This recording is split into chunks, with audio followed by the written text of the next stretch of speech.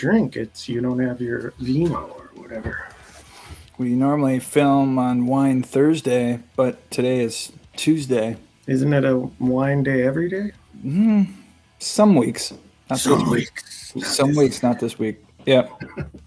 All right, everybody. Welcome to Breaking Down the Game, Episode 8. This week, we just want to win a fucking game, right? We do. We want to win a game. Yeah. So I want to thank everyone again for joining. Please like, comment, subscribe, engage with us. We're having a lot of fun doing this, even though it's been a tough week, Isles, hasn't it? It has been an extremely tough week. Yeah. Ready to bounce back, though. Okay, so you're a bit positive after that shit show on Sunday, huh? I am. I think they're ready. They're close. Well, all right. Well, let's get into it. Let's not waste any time and let's talk about things. First of all, expectations are a beeatch. When I talk about expectations, I'm basically saying that coming out of training camp, I think us Packer faithful expected that the Packers would be a Super Bowl contender. Now, we as fans, we should be expecting a Super Bowl run, but nothing is guaranteed. And sometimes having super high expectations, you end up getting squashed down when reality bites. So one thing that I'm thinking about with expectations, Isles, is that we were thinking this defense was going to be an all-star, amazing shutdown defense. At least that's what we were hearing about them in training camp, right? Yep. So what I'm starting to think is that the defense in training camp was simply beating up on a bad offense. So I don't know if I agree with that, though, necessarily. I mean, I think that logically that makes a good point. But the thing is, I feel like it's got to just be execution, right? I mean, I feel like supposedly our draft choices, first round, couple guys on defense, we got re-signed the people that we wanted to sign from last year. And last year it was like a lot more turnovers, a lot more excitement on defense. And I thought that we were just expecting to start there and even go up a notch from there because we had more health on that side of the ball and everything. So to me, it just feels like it's got to be execution or something else. And I don't necessarily disagree with that, Isles, but what I'll say is that you can only practice and execute your plan with the offense you're going against in practice. So if the Packers offense was sputtering and not playing well, what type of challenge did the defense have in training camp? Therefore, I think that the reporters and everyone watching training camp was seeing a defense that looked like they were world beaters when in reality they were just playing a poor offense. Yeah. I mean, I would agree with that, but I don't know. At the same time, I just feel like they should be closer to what we thought the expectations would have been or what they were than what they are. They're clearly playing below the level that they're capable of, in my opinion, given the talent that's on that side of the ball, given the way they played last year. And so to me, it's like, yeah, there could have been expectations, and I still think that's a very valid point given the way that the offense has looked. But we're in week 7, and they've had plenty of time to practice against good squads now. Yeah. And it's still, they're just not getting it done. I mean, it's just getting frustrating a little bit. But yeah, I don't disagree with you, but I think you know I'm right. No. You know I'm right. So, because I am talking about expectations. While I agree with you on the X's and O's, I think the expectations we're hearing out of training camp are just a bit inflated. So that's my take on the defense and the expectations of the defense. Agree to disagree. All right, go fuck yourself. So the next point I want to make about expectations is that everyone and Packer fans, after this loss, 3 losses in a row, something we haven't seen in a very long time, everyone is screaming, hooting, and hollering about going all in. Do anything to make a trade. Do something. But what I think most people are failing to realize is the Packers already went all in. And when I say they already went all in, they went all in by signing Rodgers to that monster contract. They extended Giare to a monster contract. They got Campbell re-signed, Douglas re-signed. They basically broke the bank to keep the band together to go for a Super Bowl run this year. They went all in financially, and now they're in a tough spot because even if Rodgers retires after the end of this year, they're going to be in cap hell because of that contract for the next couple of years. The same goes with Bakhtiari, and no one is in their right mind. No other teams are going to pick up some of these major contracts. And if you're screaming and hollering about, trade Rodgers or Amari Rodgers or Savage or other players like that, no one's going to be trading anything useful for those type of players. You're not going to get a high-end receiver that everyone wants out of that. So that's what I think about that, and I think everyone should keep that in mind. It is highly unlikely the Packers are going to make a major trade before the end of the trade deadline. Yeah. I think they should, and I'm not saying they definitely won't, but in my opinion, I don't believe they will.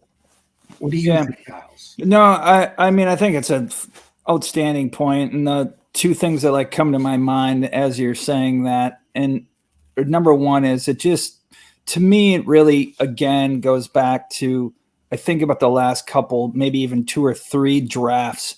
It's like if you know that there's any inkling that you're going to have to sacrifice either Rodgers or Devontae Adams, you got to make sure that you're going to draft somebody who is a stud at wideout and make a move up to get that guy. Like you look at Olave, or, he's playing kind of for a crap team right now, but the guy is freaking awesome. Like if we would have got him, or we could have, in prior drafts, maybe we could have made a move for Jefferson or whatever. You know what I mean? Like replace that position. And now you're right, with the cap hell, it's kind of like they're stuck. You start to see him looking, there's some talk about Odell, but he probably doesn't even want to come here anymore based on the way the record is. Yeah.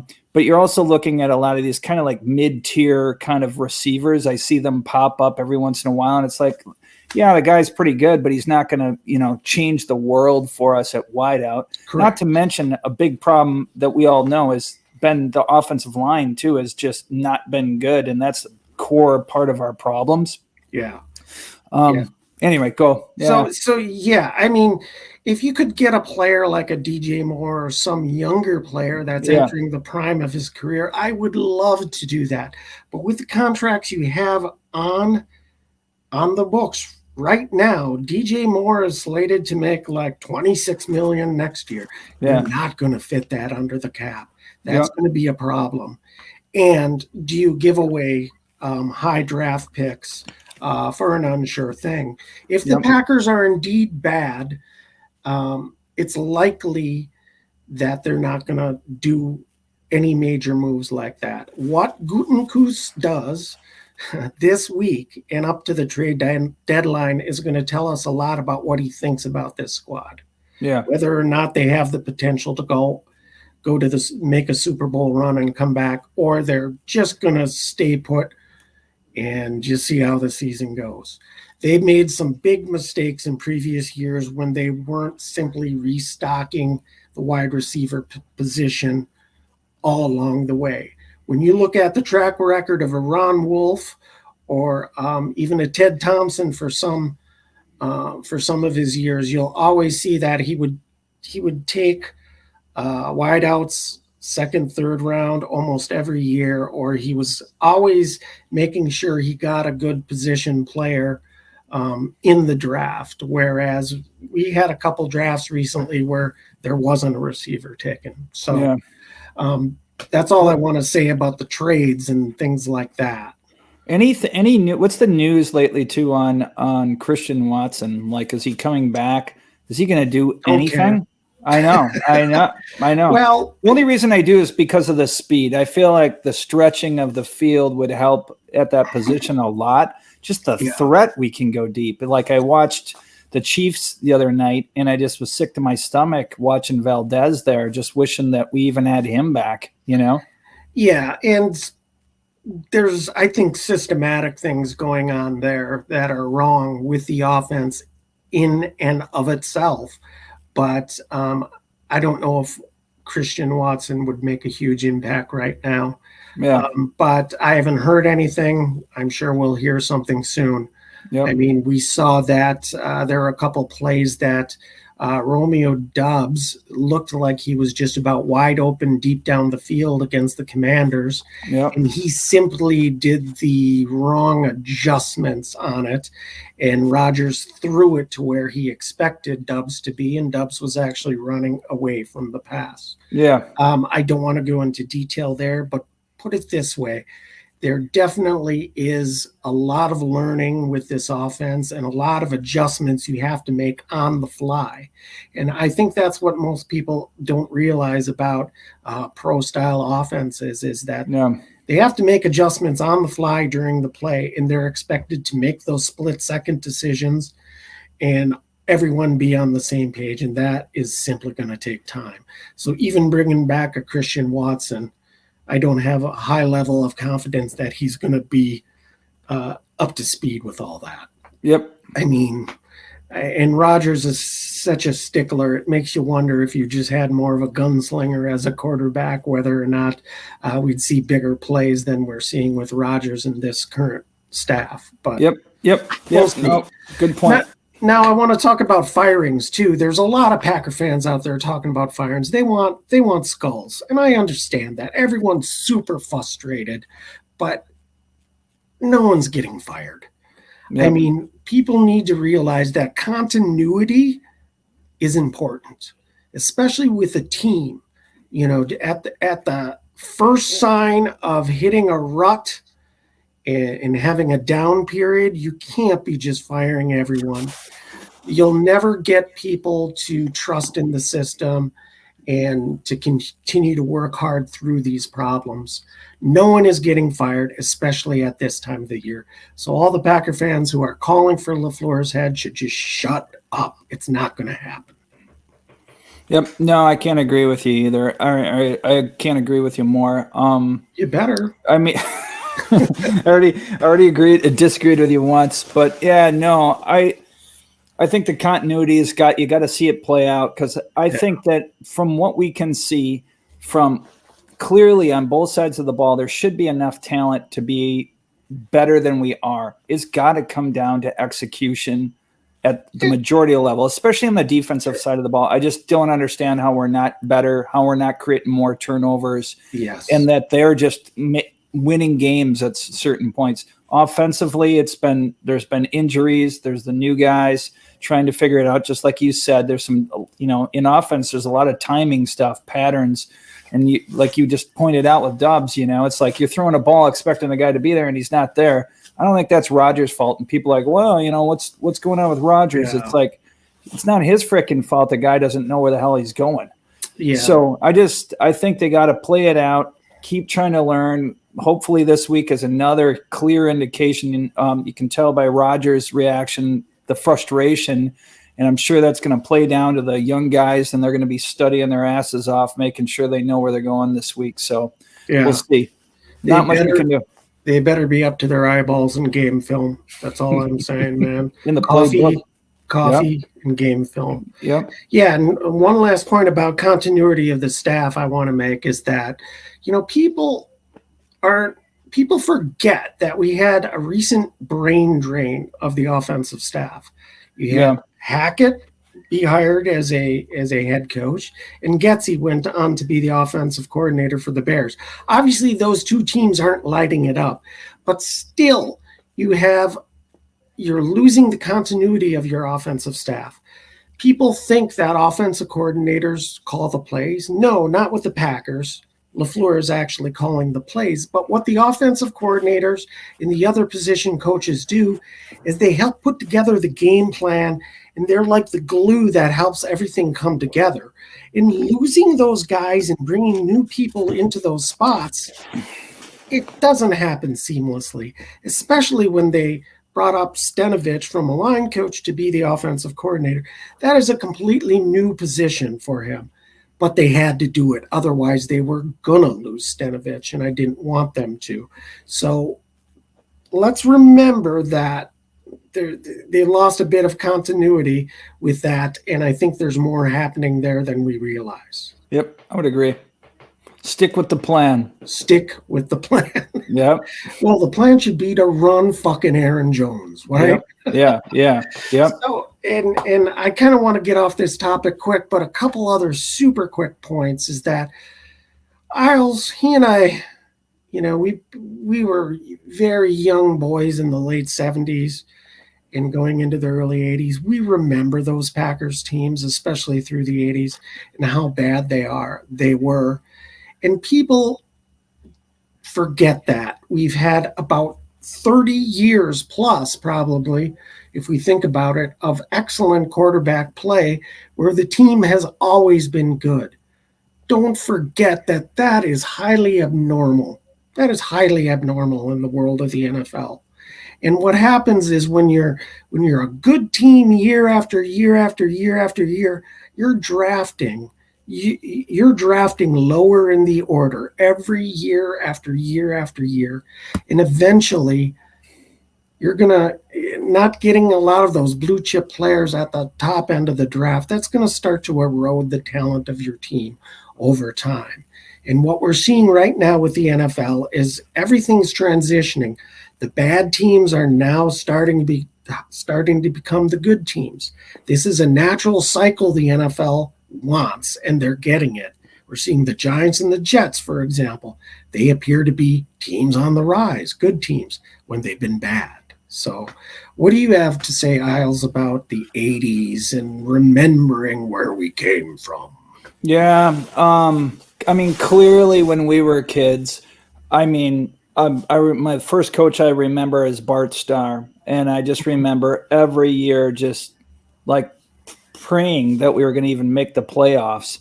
And literally there was 1 year in all of his tenure, which was in those days, it wasn't like you fired a coach in 2 weeks because of social media or something like that. It was like he was around for like 6 to 8 years or something like that of just bad football.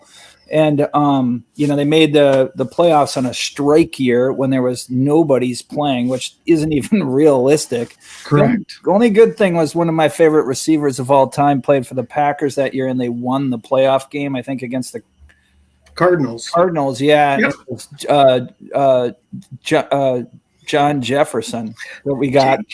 JJ Jefferson from the Chargers. Had a big game that game. And then you went on to Forrest Gregg. He was same thing, 4 years of nothing. And then Lindy Infante, we have the one Magic Man season where we thought we were going to get there, and then they got denied on the last game of the season. And so a lot of bad football. So from my standpoint, yeah, I've kind of grown over the past 30 years to like expect victory, and I'm just equally as frustrated. But the reality of the situation is if you have 1 or 2 down years in there, it doesn't sway my value towards the Packers. I'm always going to be the Packers regardless what we have. So yeah, you bleed green and gold, and we have to take a step back, keep things in perspective, and look at history, even recent history. So all is not to be lost right now. So I would agree. Yeah. So let's move on. Boy, that was a big segment. It was a good one. Important segment. I think we needed to get this shit off our chest, and I hope you feel better too. I do. I think we're going to have to maybe someone from StreamYard can send us a bill for the therapy session. Yep. Or no, we should charge each other. Sorry. It was a dumb comment I made. So, okay, we have another fan video. Same guy as last week. It's a guy who he's calling himself the man with the plan. So, let's check out and see what the man with the plan has to say. All right. Yeah! Man with the plan here. Tough week against those Commanders, was it not? It was. Packerland is in disarray. Fire LaFleur. Get rid of Rodgers. He's too old. Defense sucks shit. Get Zimmer. Stop the shit is what I say. Jets. Cool the Jets. Cool the Jets. Prediction. Packers 42, Bills 10. Mark my words, TR. Wow. Them some fighting words from the man with the plan. What are your first thoughts, Isles? Seems frustrated like a lot of us do, I think. Sure. Wants to turn it around. I can't agree more, though. That's kind of how I personally am approaching this week, at least, is from the perspective of let's just stop the whining, stop the complaining, and let's do what we need, do our jobs, turn this thing around and get it going. What do you think? I'm still a bit confused by his message, but I like the ending, and I like that he thinks we're going to turn it around and beat down the Buffalo Bills. It's going to be a tall order, but I think we'll get to that in our sharpening the knife section. Let's do it. Awesome. So I want to try something new this week, Isles. All right. Is in this segment is we're going to call it "What Do Coach and Number 12 Say?" So we just want to play a snippet of the press conferences that we'll do one from Aaron Rodgers, one from Matt LaFleur, and we're just going to react to what they had to say. So with that said, let's just get to this. So the first one, we're gonna listen to Aaron Rodgers. I'm not worried about this squad. In fact, this might be the best thing for us this week. You know, nobody's going to give us a chance. Go on to Buffalo and Sunday Night Football. A chance to get exposed. Shoot. Might be the best thing for us. You think that's a widespread belief in the locker room? That's your belief. That what? Is that a widespread belief in your locker room? Obviously, that's your belief. That what? That you guys can get it turned around and no concern here about the squad. I mean, it should be. Unless they don't think they're the right person for the job. I think I'm the right person for the job. So I'd have to ask them. Huh. Isles, first thoughts on that comment about turning things around. It's just more of his puppet pulling the strings, isn't it? He's just the absolute master of using the media to deliver a message to the men in the locker room about kind of where he stands. You know what I mean? It's like that last thing in particular where he's like, you know, I'm the right guy. I know I'm the right guy for the job. You know, and why don't you ask them or whatever he's saying there? It's kind of like, you guys better look in the freaking mirror and figure out if you deserve to be here. And if you should, you know, figure out what you're not doing correctly and let's get it going and go in there. And I kind of like it.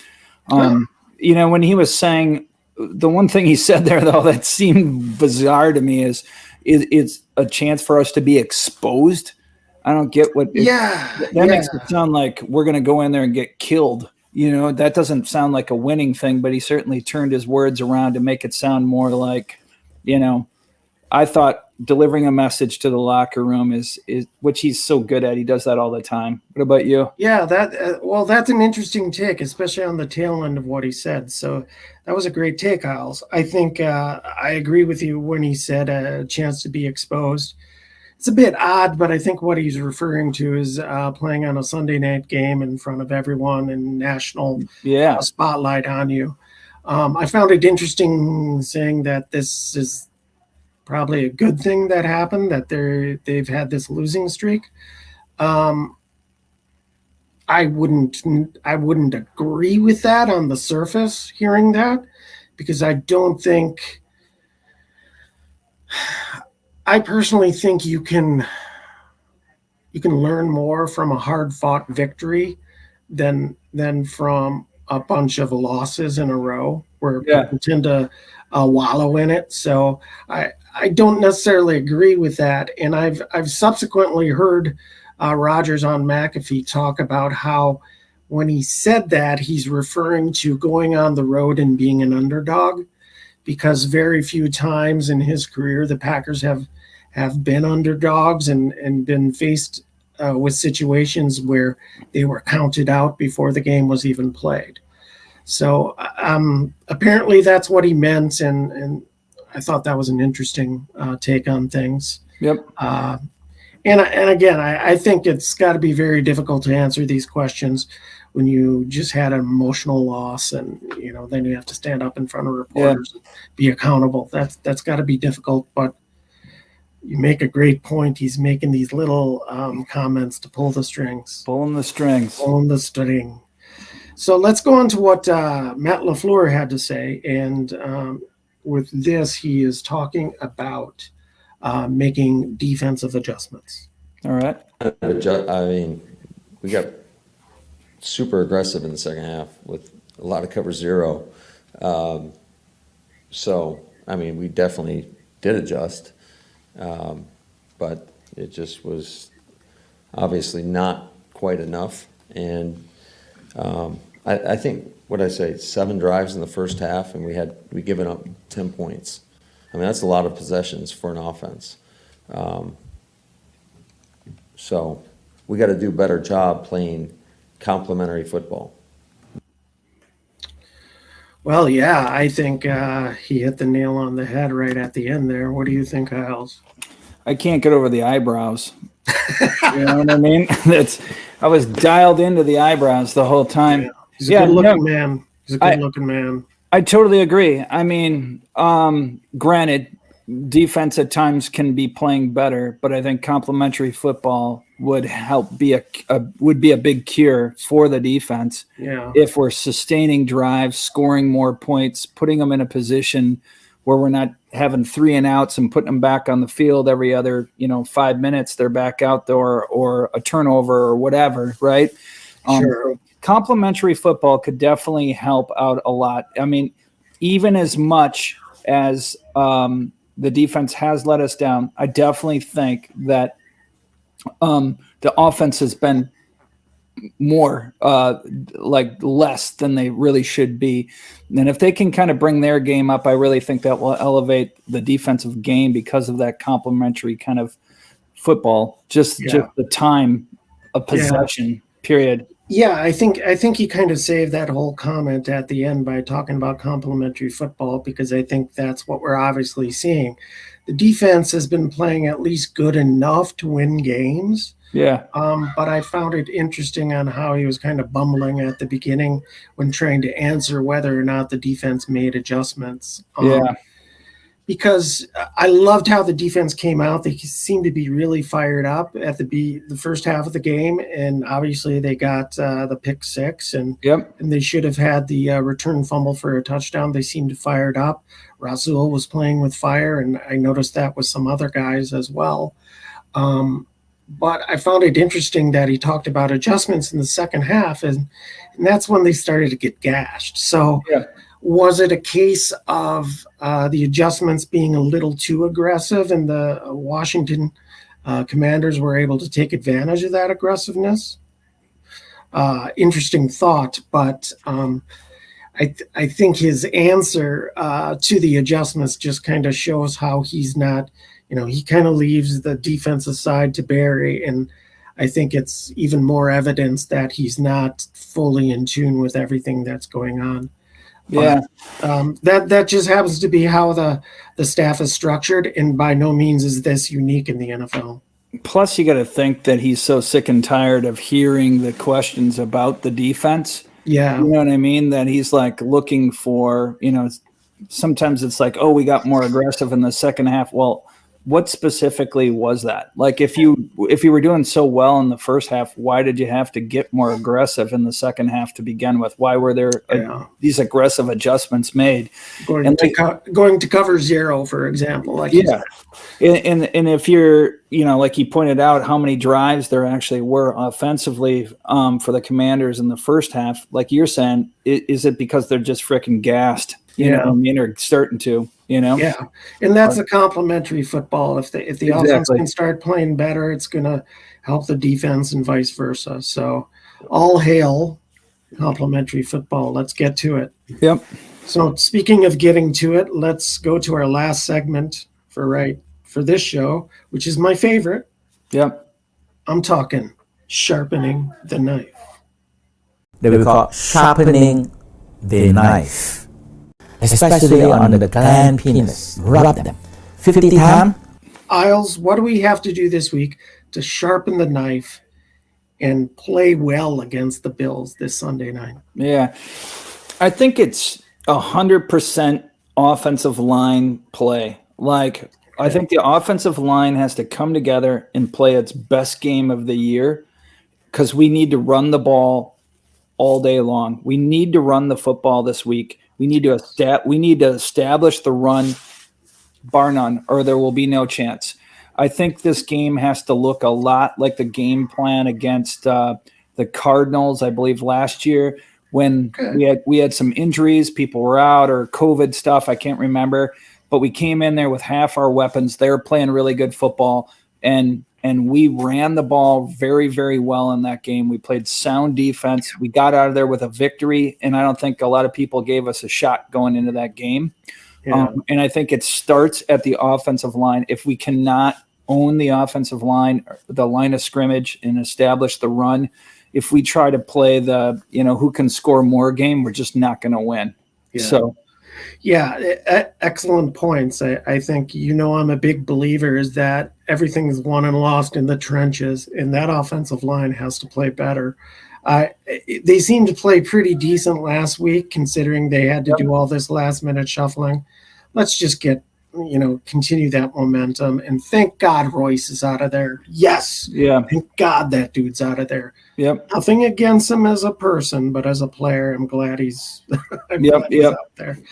I agree with you on the run game. I think what we got to do is we got to grind them down. And what I mean by that is we almost have to take a page out of like a Bill Belichick style effort. And basically, you're going to want to play keep away. Yep. You're going to want to play keep away against that offense that they have. So you're right. That means running the ball, being patient, being slow, controlling the line of scrimmage, and keeping the ball out of Josh Allen's hands. Defensively, they are not going to go to a heavy man system. I expect them to play a lot more zone and try to keep everything in front of them. So defensively, they're going to have to tackle better.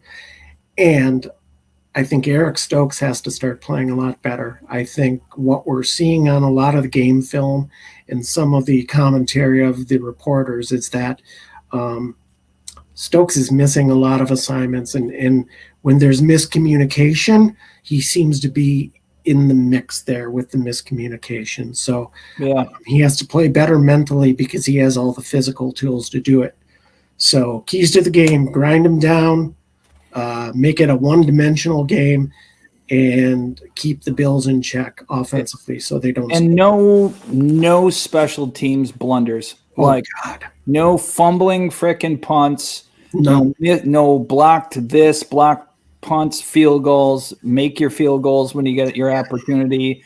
Good field position when you got to punt the ball. Get a good punt off and put them in a bad position to start off their drives. Absolutely. I love it. I'm not going to ask for a prediction. I just look for us to play a little better than we have been, and hopefully maybe squeak out a win there in Buffalo. Wouldn't it be the most Packers thing in the world for them to beat the Bills but lose to the Commanders? Oh, yeah. Yep. I would love it. Yeah. With that said, I want to thank everyone once again for watching. Please like, subscribe, comments. Hey, if you guys have questions that you'd like us to answer on the show, please send them to us. Throw them in the comments. We'll figure out a way for you to get a hold of us if you have other videos or other commentary you want to send in. We want to include you with like what the Man with the Plan segment we did. We want to do something like that with other people. Now, this week we are going to have a special guest for the podcast, Packer fan in Vegas, a really cool guy from the Pack Attack. Since we ran a little long this podcast because we were fired up, I think what we're going to do is we are going to separate the special guest segment from the main podcast from me and Isles. We will be releasing that real soon, so please check back to check that out. Isles, any last words? No, let's go. Let's get a victory this week. Let's play better. Let's keep our chin up. Yep. Don't abandon. No, this is where you keep it in. And to be honest, it's kind of fun when there's controversy. There's a lot to talk about. You have a lot of strong feelings. It makes you feel alive. Take the good with the bad, right? I agree. Let's go. All right, everyone. Go Pack. All right, go Pack.